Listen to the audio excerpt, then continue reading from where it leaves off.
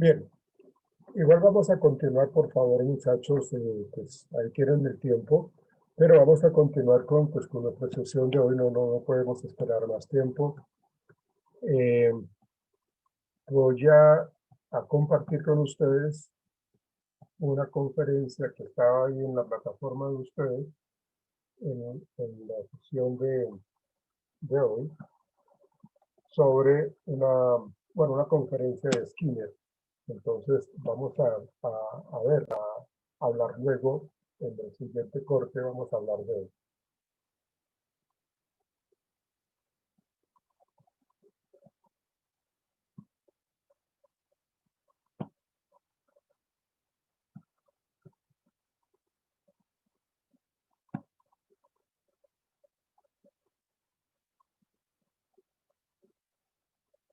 Animals and what I used to call men, people, was in the field of verbal behavior. And I still think that's true. I got around to doing a book on verbal behavior 20 years later, published in 1957. But it doesn't simply mean that animals suddenly start talking and that's all there is to it. The essential thing is that once verbal behavior became possible, and I think that was due to an evolutionary process that brought the vocal musculature under what I would call operant control, call it voluntary control if you like. Up to that point it had been associated with instinctive cries and so on. But once that became possible to put it crudely, to use speech to be effective, to produce results, then you could have a culture emerge in which people began to ask each other, what are you doing, why are you doing that? In other words, they began to set up the conditions that led people to look at their own behavior and look at themselves and their own bodily processes when they were behaving.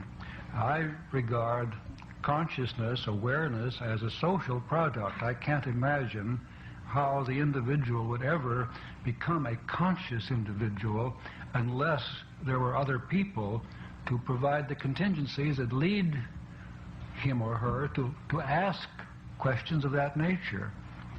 Many people have said, well, how does the behaviors deal with the unconscious? Well, that's easy. All behavior begins as unconscious behavior, but some of it becomes conscious when you look at it, analyze it, look at the external conditions under which this behavior occurs, look at the states of your body with which you are in contact. These you call your feelings, your states of mind, and you are then able to talk about these things. Now, a very large part of a culture which makes it so helpful and enables the individual to do so much more as a member of a culture than would be possible as a single individual has to do with making use of the experience of other people. You give someone advice. Now, what does that mean? You yourself have been in contact with some situation, and by describing what you do and the results you get, another person can avoid all of the exploratory behavior which led to that discovery. For example, if you just arrived in Miami, you might find a good restaurant through a process of just going and eating here, here, here, and here, until finally you find one which happens to be the kind of restaurant you like. But if you know someone who knows your tastes, that person can say, if you like good Italian food, go to Luigi's. I don't know whether there is a Luigi, so I'm not really puffing anybody up here. That sentence contains two things. One, a description of behavior, go to a restaurant, and another one, some kind of reference to a reinforcing consequence. Go to that restaurant and you will get a good Italian meal. Now, once that has happened, you don't need to bother going all over Miami till you find a good Italian restaurant. And that's a very useful thing. The advice that one person gives another, the warnings that one gives another, the maxims and proverbs, which are sort of general kinds of advice that a culture can develop, these become extremely important. And I've argued, and I think I've convinced myself, that governmental and scientific laws are of this nature. They describe behavior and its consequences, and hence can be used instead of the kind of shaping behavior that have to go on otherwise.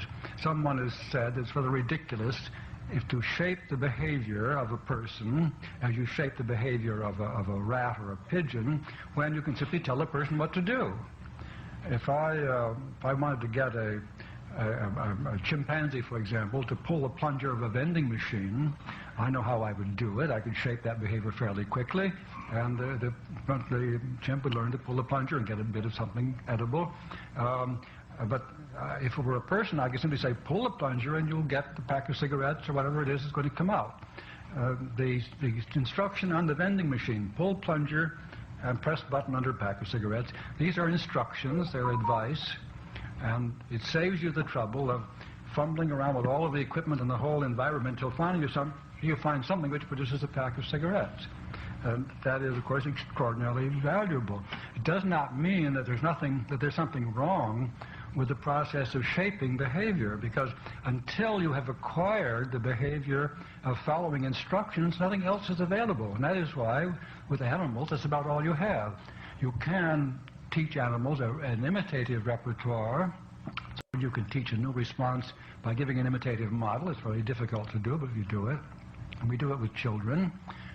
We used verbal descriptions of contingencies and imitative modeling, so that the child watching someone get something immediately knows what to do. But that doesn't come free. It's only after the child has learned to imitate that is possible. So that you don't avoid the essential shaping process in the first place. Now, the cognitive psychology, on the point I made this morning, is concerned with the way you talk about contingencies, the way you give reasons for doing things. And when I say, if you want a good Italian dinner, go to Luigi's, I give you reasons why you should go to Luigi's, because you get a good dinner when you do that. And this kind of thing is, of course, very commonly done, and it is the rational side of human behavior. But Freud saw what was wrong with that. I can say to a person, pull the plunger and you get his pack of cigarettes. But suppose this person is ruining himself gambling, and I say to him, okay, Tim, I can give you some very good advice, stop gambling. That's that. I'll give you reasons for stop gambling. If you stop gambling, you won't lose money, so you stop. Yes, but you don't. You see, the contingencies are more powerful there than the reasons. Now, the reasons are descriptions of the contingencies, but you don't have reasons to follow the reasons. And so you go right on gambling. And that's a problem that therapists face. You can give a patient reasons for behaving well, but that isn't enough, as Freud was very clearly pointed this out. Freud would say with the unconscious reasons, by unconscious reasons, all he means, all I would mean, and if I said the same thing, is that there are reinforcing contingencies, mostly reinforcing consequences, which are strengthening behavior in opposition to what appear to be the reasons that society gives you for behaving in a given way. As you know that if you want to get along better with your wife, you should stop nagging, or should stop complaining, stop this, that, and so on. All right. Those are reasons, and probably they're correct. On the other hand, it's terribly reinforcing to you to find that she's wrong in this, and complain about this, and complain about that, and so on. So that is what you do. There are reinforcing consequences to determine the behavior. The reasons given aren't enough. And I think the main problem, really, in therapy, it seems to me one of the problems in face-to-face therapy with just not a psychotic, but a neurotic person, is to find the contingencies of reinforcement, which are the troublemaking effects, so that good reasons, which are descriptions of better contingencies, can actually work. Well, that's my explanation of the difference between animals and people. People do talk about what they're doing. They talk about the world in which they live, the contingencies that affect them, and they try to influence each other by describing contingencies. In other words, by giving reasons rather than by reinforcing. Now, I would say that the behavior modifier has discovered that in many cases the reasons won't do it, and that you then work on the contingencies of reinforcement. This would be particularly true of psychotics and retarded people who aren't actually able to respond to reasons. The descriptions of contingencies don't get through to them. Neither do contingencies very often. That's why you have to have very conspicuous reinforcers, such as the token economy. If that works, it works. Of course, you want to get rid of the conspicuous reinforcer as soon as you can.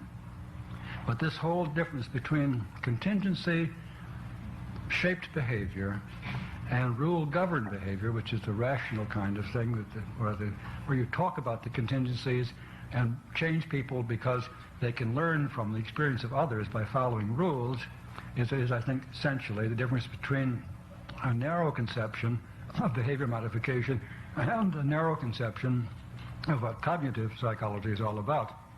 I would argue that the cognitive processes are also behavioral, and there's no reason to make that distinction. Well, that was, I think, covers several of the questions that have been raised here. I want, since my charming daughter is here, I want to answer one other question right away. It's called a personal question here, person with a question mark after the personal. Would you describe in what way your children were involved with the Skinner box? That means the so-called air crib, not the lever pressing box. Did you use some principles of behavior analysis to raise your children? What was the outcome? Well,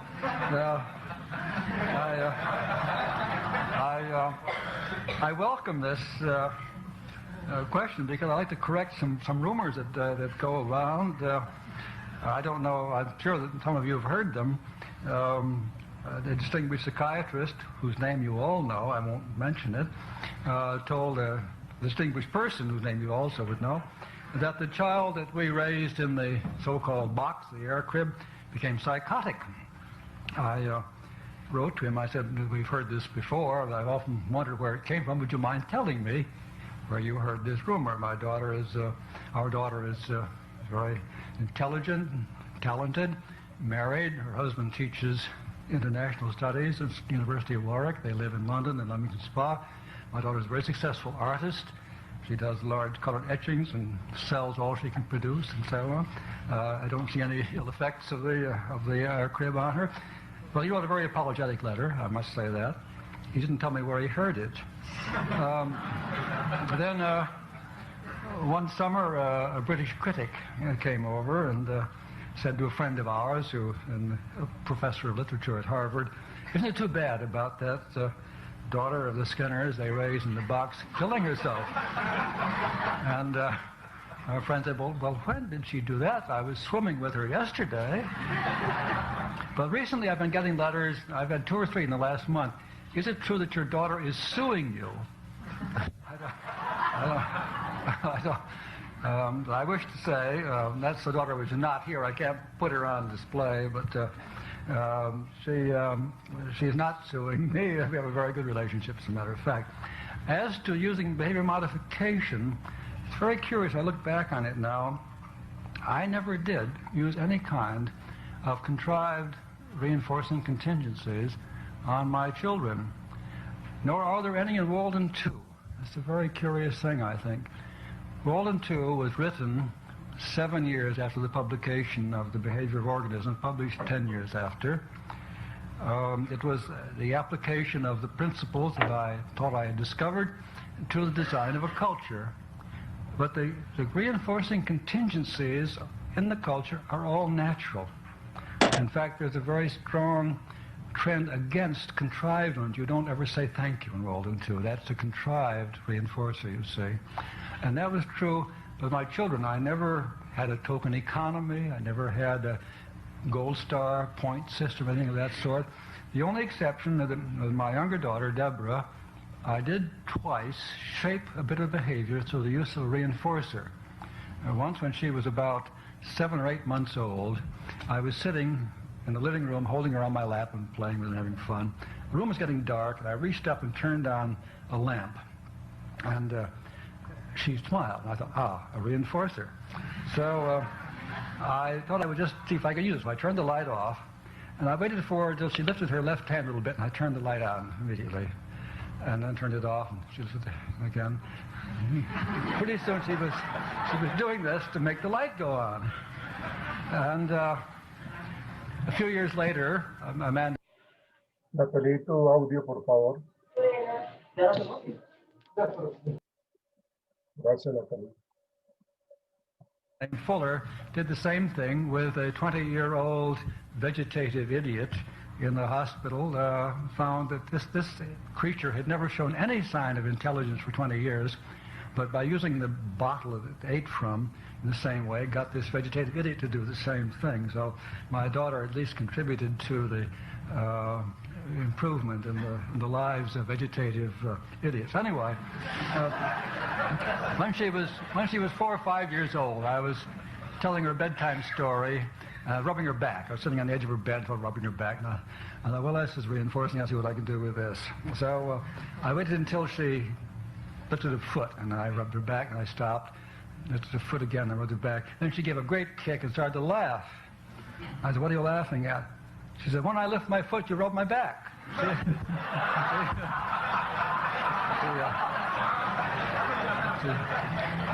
She had advanced from the animal to the human stage by that time.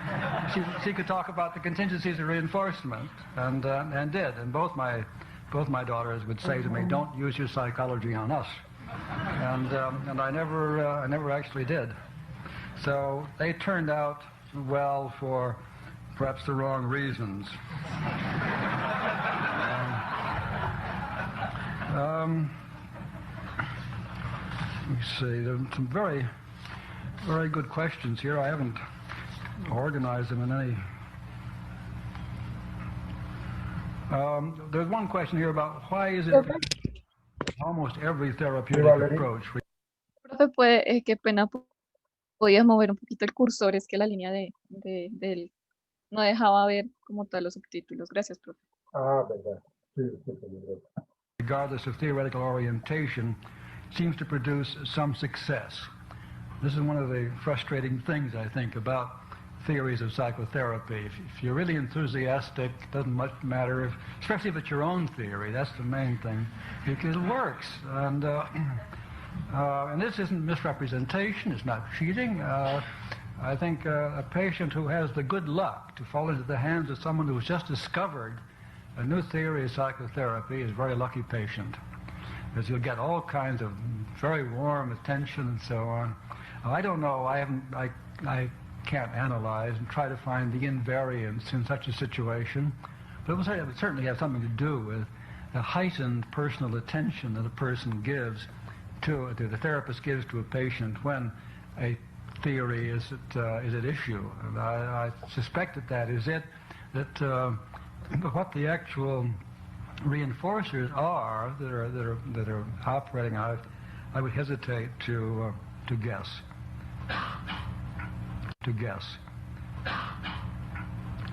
Then there's one here about operant conditioning avoids the question of motivation by claiming that it is a function of a previous history of positive reinforcement.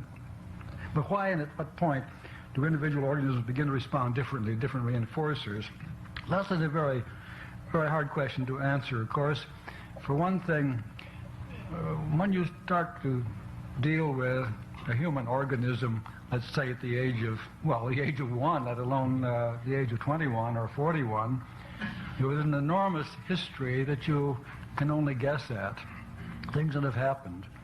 And under those conditions, I don't know what you can do except make the best guess as to what has probably happened from some sort of a survey, some way of finding out what has actually been going on. The basic reinforcers of the human organism are due, I assume, like those of all species, to survival value. Now, that doesn't mean that they are necessarily good. I would like to make a great deal of the fact that we are out of date with respect to our current environment, in the sense that we tend to be reinforced by things which no longer need to be that reinforcing for the sake of the survival of the species. Sugar and salt would be examples of this. Till fairly recently, there was very little sugar and salt in the environments of human beings, except in the case of salt, those who lived in Miami and on the ocean. But the species had to have these substances. Sugar sweetness was associated with ripe fruit, and that was about all.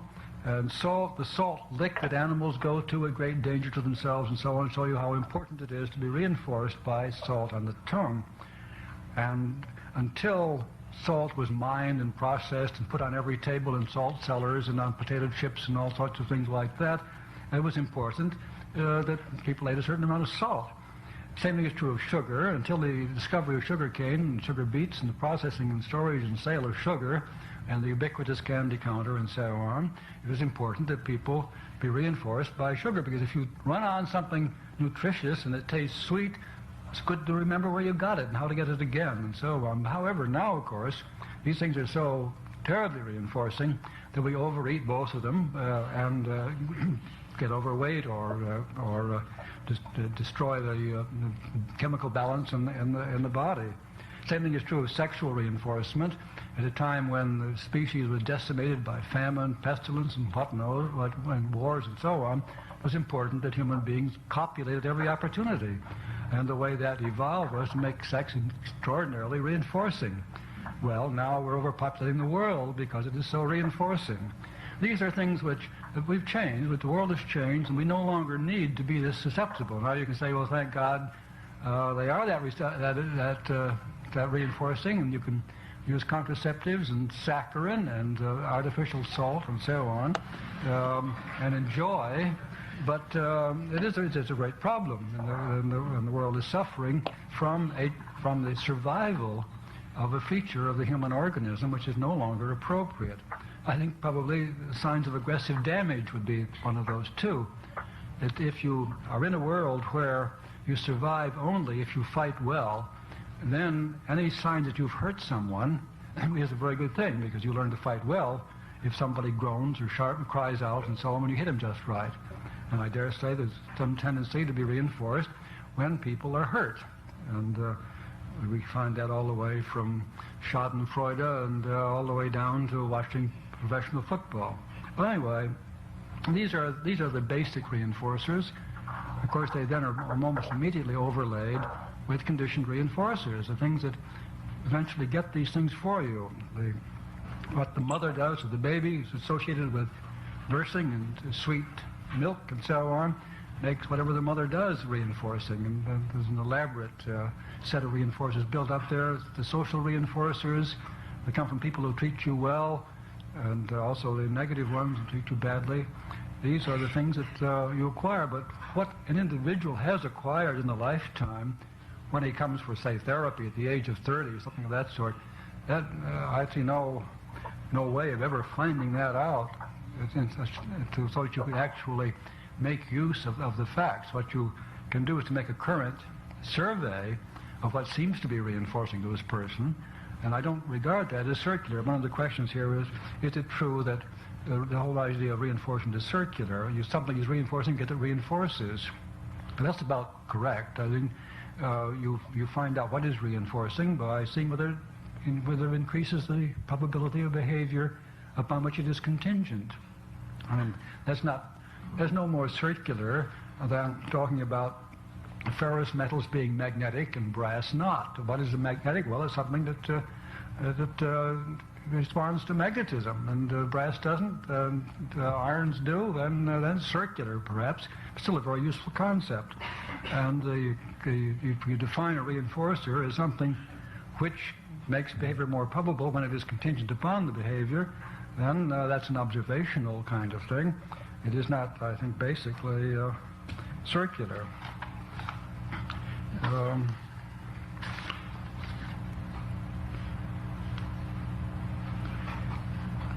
I think I've answered that essentially. Following the publication of About Behavior in 1974, there was criticism regarding the lack of sufficient philosophical foundation. And the question goes on from that a little further. Philosophers have raised the question about my philosophical sophistication. I can't point to any elaborate education in philosophy, but I believe that this could be said also, let us say, of the logical positivists who did have a great education in the history of philosophy. There are some points of view which more or less invalidate the whole domain of philosophical inquiry. I used an example this morning of that sort in my lecture. You can teach a pigeon to name a single property of an object.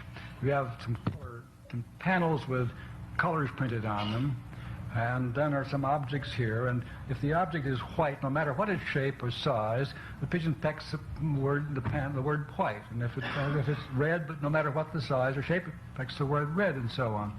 And I had a quotation from Karl Popper. Does this mean that there is an essential property of whiteness, or do we collect a set in terms of that, or there's an alternative expression I won't go into, but there are complicated philosophical statements of what is going on with respect to the essence of an abstract term of that sort. Well, the contingencies are perfectly obvious, and I insist that the contingencies suffice to explain the behavior not only of the pigeon, but of ourselves, when we have singled out separate properties of objects and identify them with terms. Now, it may look as if I were unsophisticated and unaware of all the discussion that's gone on for 2,500 years about invariance and essences and whatnot, but I'm not. Yes, I am. I'm ignorant of that because I've lost interest in it. But the contingencies of reinforcement provide an alternative that seemed to me to be much simpler and certainly much closer to a scientific account of the behavior.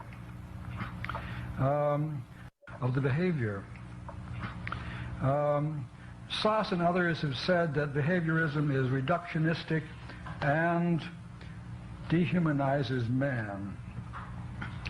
As I've pointed out, it dehomunculizes man. If you believe that the body is steered and run by a little man inside, then behaviorism gets rid of that little man. The body is run by its own structure, the genetic endowment of the species, and its history and contact with the environment and the current environment. I think that is compatible with the most noble view of human nature. I see no dehumanizing about it.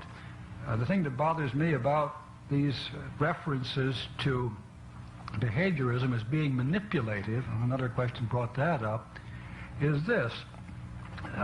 Chomsky and others have repeatedly said that behaviorism is associated with manipulative political philosophies, by which he means, I suppose, fascism.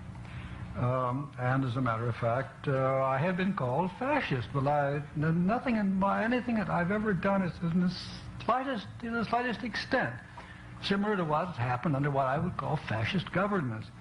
The issue is this: if you think that human behavior is determined primarily by genetic programming, and this is what you mean when you talk about the development of human behavior. Shakespeare had 7 ages, Erik Erikson has 10, Freud had different ones depending upon when you look at Freud's work and so on, but things are growing in the individual. You're born with a knowledge of grammar according to Chomsky and so on. You know the rules of grammar. If you think that we develop in a sense of grow like an embryo, and Chomsky has said, Roger Brown has said that the development of language is like embryonic growth, then you're at one end of the continuum. At the other end, you say that behavior is due to what happens during the lifetime of the individual. You don't deny that you start with an organism, and that is genetic, but it is pliable, manipulable, you can change it. Then quite clearly, in that case, manipulation is at the end of the environmental end of the continuum. Because you can change the environment, you can't change the genetic endowment except very slowly through some kind of genetic program. And nobody pays much attention to eugenics these days or any kind of effort. You can't make people speak grammatically by breeding people with better innate grammar. It don't work that way. If you want to teach people to be grammatical, you teach better grammar in schools. Well, if those are the two ends, then you ask which is going to be the one politically most associated with, let's say, vicious political practices. Well, I submit that if you know how to change the environment and are concerned with things like education, therapy, and so on, you will use those ways to bring about the kinds of changes that are important. If you, on the other hand, don't, if you believe this thing is all born into you, then you can't change in any reasonable way at all, and you turn into the most violent ways. The person who really believed in the genetic programming of behavior in the 20th century was Adolf Hitler. That's racism. And Chomsky is absolutely 180 degrees wrong about this. It isn't that racism follows, that it isn't that the concentration camp follows from a theory of innate behavior. It is that when you believe that behavior is innate, you can't think of anything else to do but a final solution which involves a concentration camp. When you are concerned about changing behavior and can do so, then you don't turn to the vicious methods.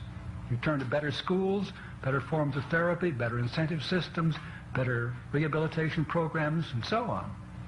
So I would say just the opposite from Chomsky, that a good practical behavior modification makes it possible to be humane in dealing with people, whereas the genetic approach leaves you open to nothing but violence.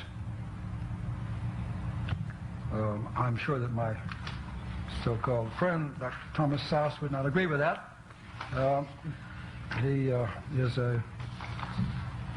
the ultimate in a rightist, but also, curiously enough, would believe in the individual as determining his own behavior. Well, that is a form of genetic determination, of course. Well, I don't know whether I should try to probe these anymore. But could I just throw it open to the audience to, if you've asked a question I haven't answered, please bring it up.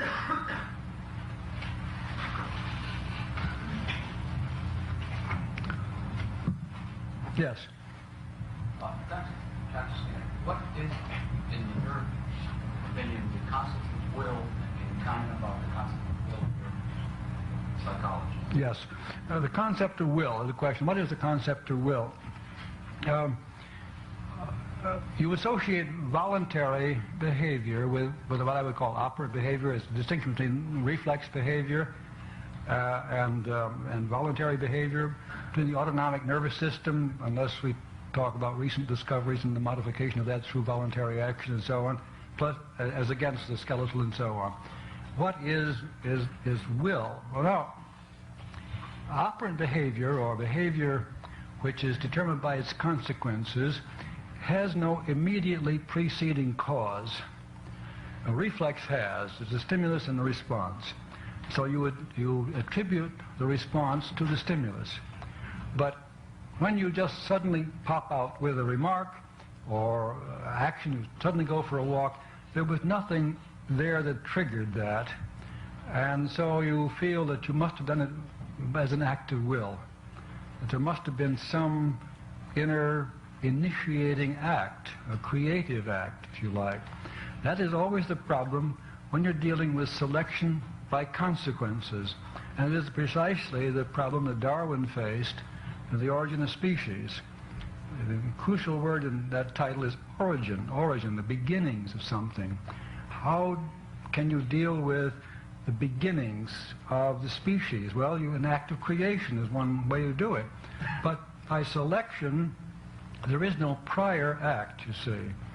And then for a long time, though, people tried to talk about creative evolution, as even so there must have been some design in it.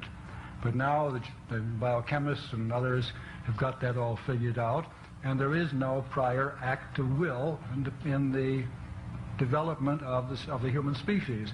And similarly, if you accept the view of operant conditioning, there is no prior active will in determining operant behavior.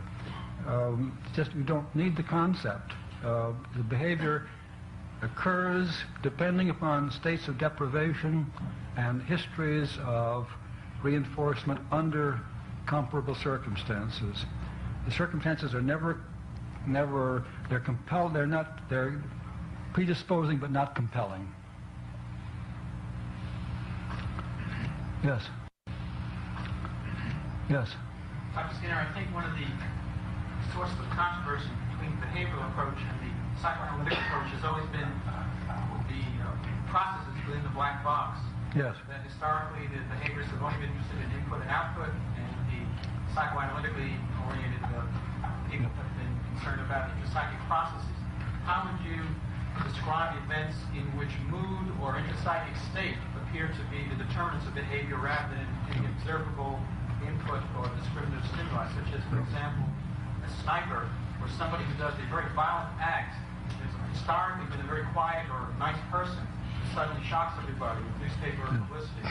There's no precedent for that type of behavior. The theory being that it's intrapsychic processes which are predisposed towards it, which are unobservable. Yes, I don't want to say that I can explain the sniper that way. I wouldn't say that for a moment. I think the issue is the extent to which we need to talk about what Freud called the mental apparatus. I think Freud's contribution was showing causal relationships between what people do and what has happened to them in the past. But Freud himself said that his great contribution was the revealing of the mental apparatus. And I regard that mental apparatus as a rather inadequate and awkward way of representing the causal relationships. Supposing you've got sibling rivalry. When a boy was young, he beat up his brother and his father whaled the life out of him. Then all through his life he suffers from anxiety because of this punishment he's received, and as a result he's not able to be with other people comfortably. Is he going to haul off and hit somebody, or somebody going to hit him, and so on.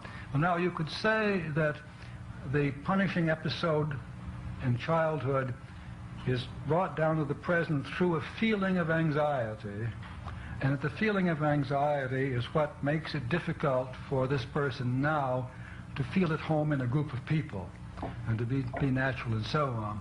But I would question whether or not the feeling is a causal stage.